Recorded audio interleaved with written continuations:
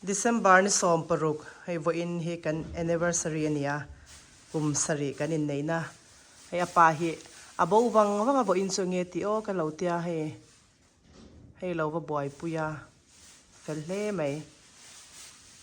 Kum-7na anniversary ya pang parte gift card tenen hay chocolate tenen min lo surprise ani vo in tlai chu hey kumin kan anniversary chu kan dam sam lawa kei po ka khwa sik ni lenga ni lengin ka khwa sika hey na chawna te min choka tun chu ka zia dawa apa hian na changa lo shakhop mai nimin lama kha chan tu kan anniversary nya te katia thil te kan sia manga kate ama se hey kate theita thot lawani e dania la po a khwa sika ni po khu boka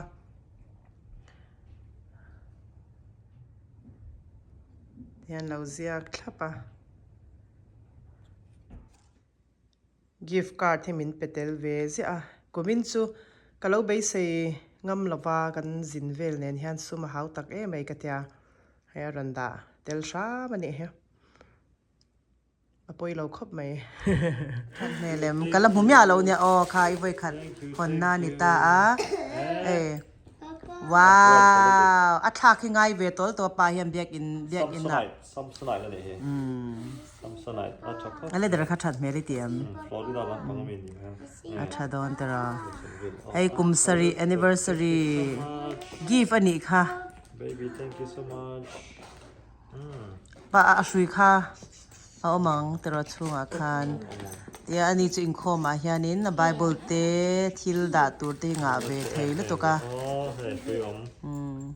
tu na manghal ro in khom do na en khom do na man to le ma min lei sak tho nya nya ma mi kha nia ma se he lui to lu to ka ala thadu to thadu tha thawa ma se thak ngai ve to lu to he leather kha avoi le zwal to a ko me zai manang kumli kumma kan chu kamang to nya ni ve lang rei dei khop mai hey ai lian te ni te nya lian da utak tara laptop te pualin do thank you so much adi le solo tara pa zang do mom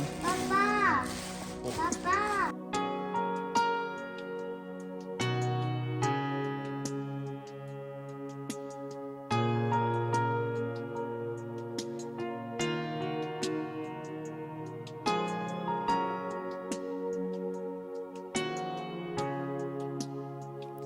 Patian mangai na ro pui chu soi afia zoron anilo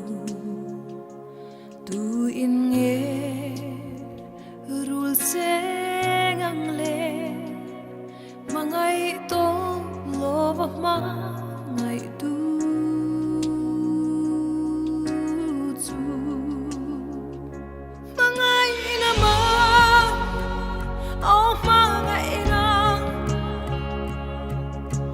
to